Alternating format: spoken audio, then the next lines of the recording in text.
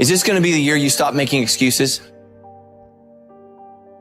I can't, I'm too old, I'm too young, I'm too fat, I'm too thin. I can't, right? I can't. I hear this all the time, all the reasons that you can't do something. Don't tell me you can't. Don't give me excuses. What's the reason you've given yourself why you can't be successful and you can't be better? There are people out here that could be more successful, but you have fought your way into a depression.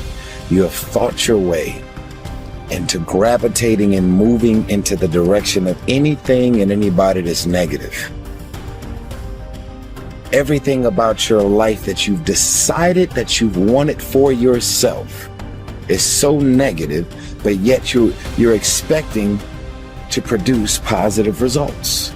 And it doesn't stop if you don't make it stop. So recognize the excuses are not valid. They aren't. They're trumped up. They're conjured up. They're fabricated. They're lies. And how do you stop the lies? You stop the lies with the truth. And the truth is, you have time. You have the skill. You have the knowledge and the support and the willpower and the discipline to get it done. A lot of you are trying to find inspiration and motivation with a depressed mindset. You're depressed because you're not doing it with yourself. You don't find inspiration by not living in the grip of life. You need to live in the grip of life to find inspiration. Put challenges in front of yourself. When you put a challenge in front of yourself and you attack it, that's when you find inspiration. If you want all these things in life and you're just thinking that by some miracle of life it's going to magically happen, you got to wake up. The only way to get what you want in life is to get to work and go and get it.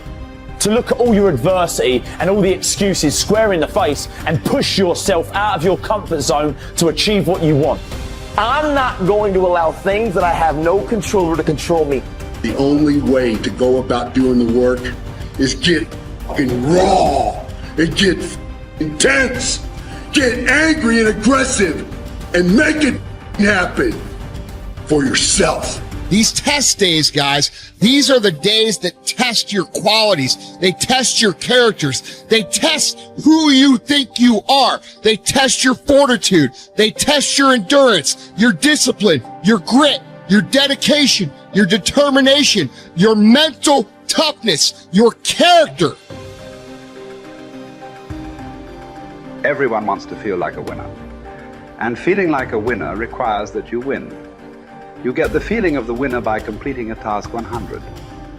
When you do this repeatedly, eventually you develop the habit of completing the tasks that you begin. When this habit of task completion locks in, your life will begin to improve in ways that you cannot today imagine. In psychology, the reverse is always true.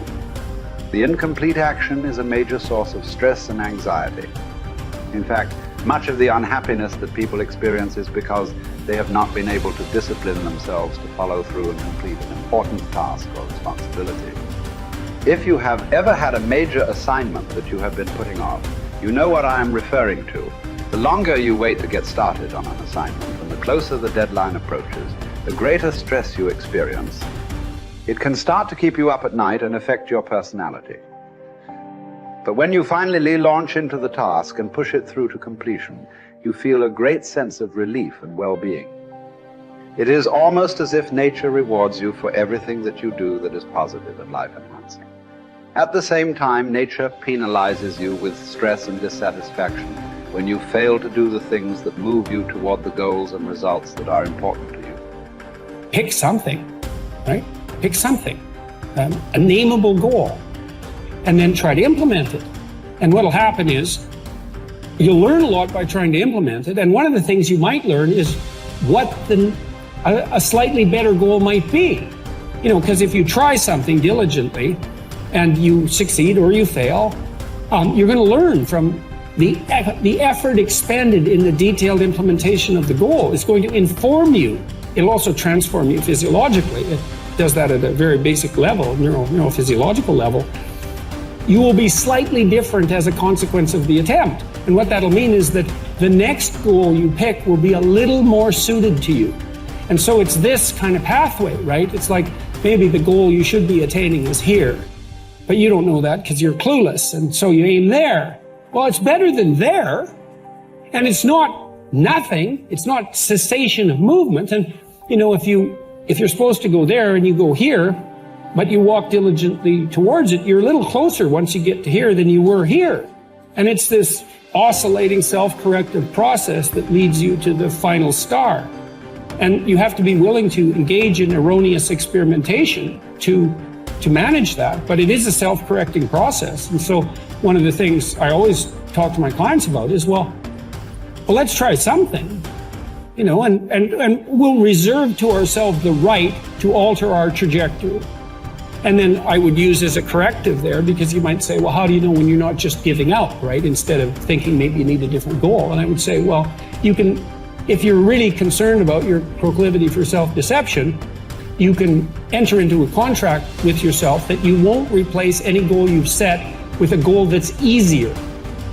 And so you can switch your goal, but it has to be a little harder so that you check yourself against that tendency to withdraw and avoid and be self-deceptive. And that works like a charm. And if you do that with some degree of diligence, your goals will get better and more attainable, and you'll get happier too, because you don't experience happiness except in relationship to a goal. And that's really worth knowing.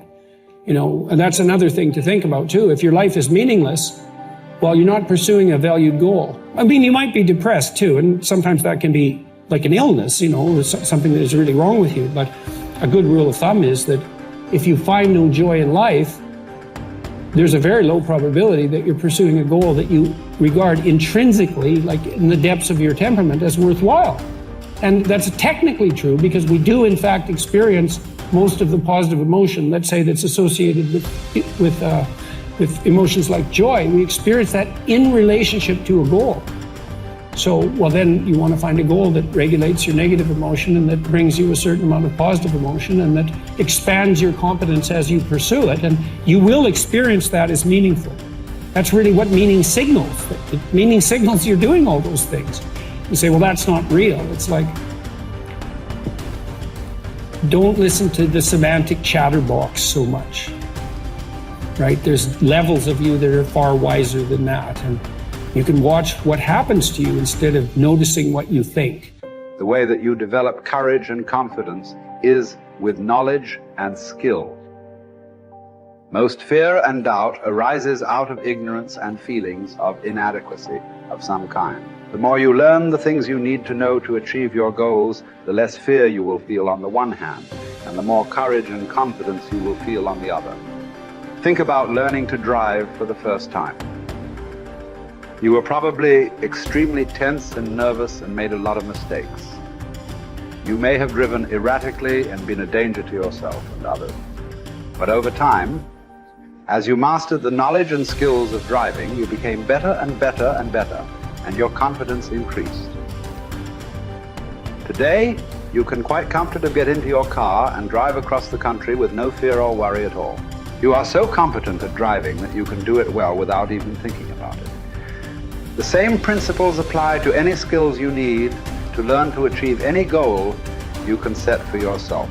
There's some times where the mind gets overwhelmed and you cannot slow it down. But by these certain tools I developed, by not allowing your mind to get away from the moment. You have to think about the exact moment that you're in. But I saw when I was younger, the moment became too big. When it became too big, I spazzed out and I would quit. But now I don't think about even like an hour from now, I'll be eating. I don't even go there. Because then your mind, no, we must embrace this, because now you have to be a leader in this moment. It's not about you just getting through it. I had 5 guys, and 6 including me, in my boat crew. Now I was the boat crew leader. So now another trick is this. If you don't think about yourself, there's no pain. Which can also lead to pain later on in your life.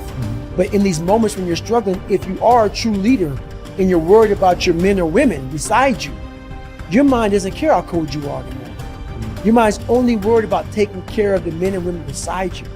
So I started realizing, man, if I take care of these cats to my left and my right in the worst moments, My mind is no longer thinking about, you're miserable, David Goggins. Get the hell out of here. You think about, how was John? How was Andy? How was Sam? How was Pete? Hey, how you guys doing? You're not thinking about me. So there's so many things you can do to get outside your own head to then allow your body to just be like, hey, we're just a machine. But you have to let your mind be able to process all these different tactics to do that. Take a different vantage point in life. When you are in the hell, you can't see the beauty of being in it when you're in it. Get on top of that mountaintop in your mind. Get on top of that mountaintop and look down on what you're doing. You can see a whole different world, and that world is beautiful. But you gotta get a different vantage point in the suck. Don't be in it. Spiritually, get out of it. Get that soul. Look down on what you're doing. Be amazed by the process of where you're at now and where you came from.